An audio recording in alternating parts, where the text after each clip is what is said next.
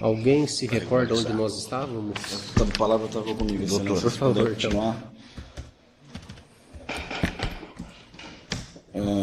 Bom, doutor, só para esclarecer então, quando é deferido o pedido de interceptação telemática, no próprio início desse trabalho, o provedor já informa qual é a data de nascimento, de abertura desse e-mail. Não, é assim, na minha representação, eu já coloco um subitem solicitando o cadastro, né, as informações técnicas. E aí, logo que chega esse material, é uma das primeiras informações que é verificada. Certo. Eu verifiquei no seu relatório, e até em uma gravação de outras audiências, que o senhor informa que uma das características marcantes dessa adesão, dessa integração à organização, seria a utilização de e-mails falsos, telefones, números falsos, contas de terceiros, identificação por siglas, por R's, por etc, etc, etc. No caso do Paulo Roberto Penha, na planilha colacionada aos autos no corpo da denúncia, em que ele coloca o nome completo, conta bancária própria, jamais fez qualquer tipo de fake ou de maquiagem, seria um indicativo de que ele acreditava prestar um serviço absolutamente ilícito? Que o delegado não tem como presumir o que o réu acreditava quando agia assim. Não, excelência, mas com base nas provas colhidas. Não, eu sei. Porque a pergunta foi se o delegado acredita que o réu agiu assim. Me assim, permita só fazer um... Mas pode perguntar, pode responder. Não, até me permita fazer um esclarecimento, porque diz respeito à prova. No mesmo sentido que é dito que os fakes integram... Eu não interferi a pergunta. Não, excelência, mas aqui para que fique bem claro. Deixa eu entender a pergunta. Não entendi. É assim, a investigação ela passa por vários períodos. Em algum período, eles acabam se identificando mesmo. E aí eles vão recrudescendo a forma de trabalhar. Mas mesmo assim, mesmo no final, quando todos já tinham os códigos, um ou outro acabava preenchendo a planilha. E num período também eles acreditavam que estavam totalmente seguros, né? Mas talvez não seja o caso dele também. Talvez o caso dele, essa planilha, foi de um período que eles não tinham essa... Mas a investigação revelou graus de, como que eu diria, de condutas por parte de cada R, no que tange a seguir rigorosamente protocolos, outros não. Seria isso? Isto e considerando o período, né? Pode ser que essa planilha foi de um período que eles não estavam se preocupando, que a maioria, então, não usava. Talvez o que a defesa está insistindo é que naquilo que está na denúncia, que talvez representa 10% do inquérito, não tenha revelado o comportamento do réu Paulo de ocultar nome, de adotar protocolos de segurança e tal. Sim, é possível. É possível que ele não tenha, em outros momentos, ocultado, então. Doutor, uma pergunta bem objetiva. Bastou interceptar uma planilha, segundo a investigação, já teve adesão? Não, aí é um contexto de toda a investigação, né? Então, para ter essa certeza, além dessa planilha,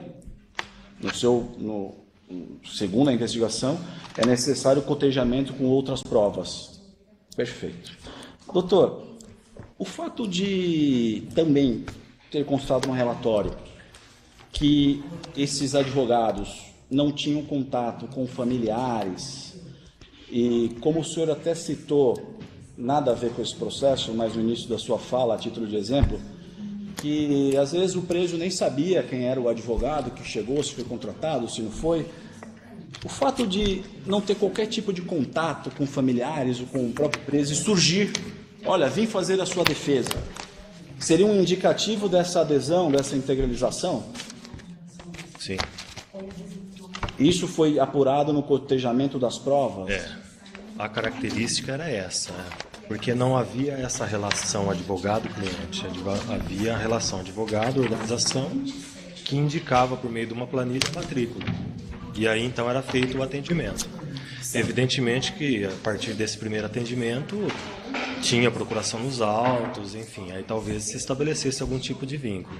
Sabe dizer, no caso específico do Paulo Roberto Penha, se ele chegou a surgir assim de forma imotivada em diversos processos? Não sei. Foi colacionado aos autos no dia 27/5/2017, a partir das páginas 11.983, a perícia final, conclusiva, nos computadores, pendrives, celulares apreendidos no escritório do Dr. Paulo Roberto Penha. O senhor chegou a ter contato com esse resultado da perícia? O laudo pericial? O laudo pericial final. Passou por mim, doutor, mas eu não lembro o conteúdo, a conclusão. Certo, porque foram degravadas diversas conversas do Paulo Roberto Penha com diversas pessoas. Então, aqui as folhas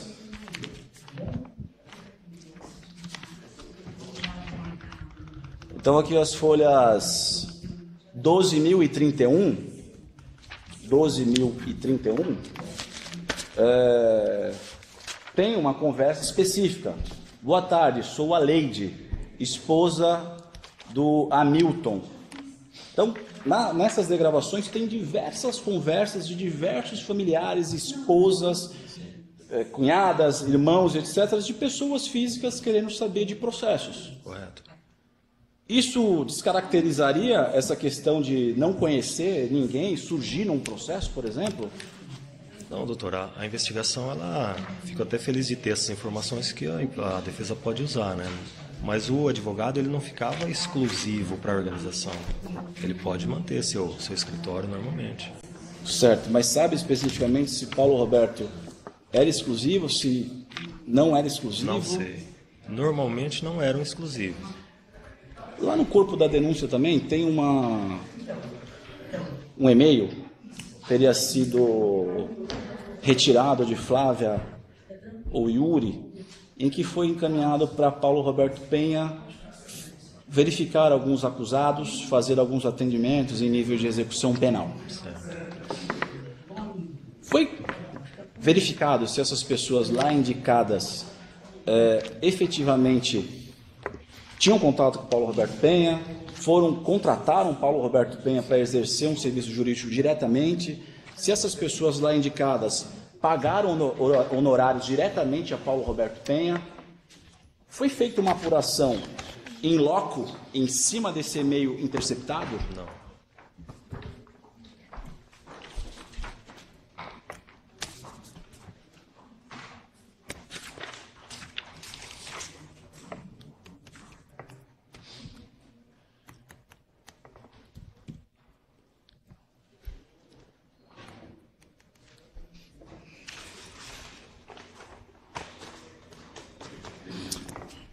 Doutor, esses pagamentos que eram feitos em cima desses e-mails interceptados, foi feita alguma diligência, alguma campana no escritório do Dr. Paulo? Não.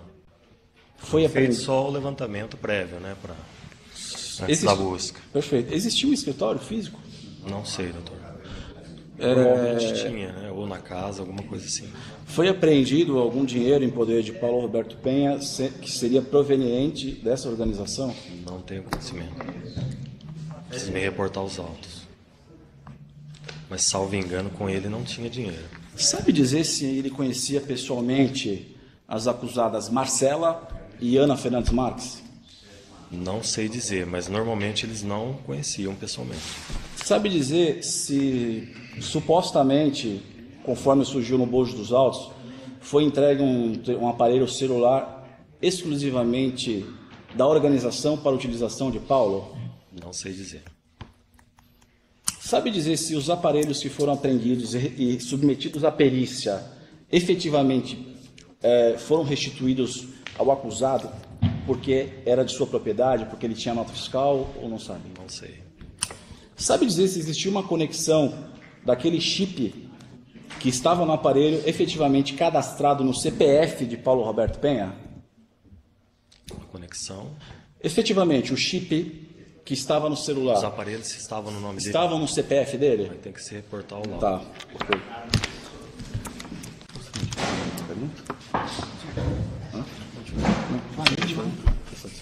Excelência, eu agradeço, estou satisfeito. Obrigado. Tem mais alguém?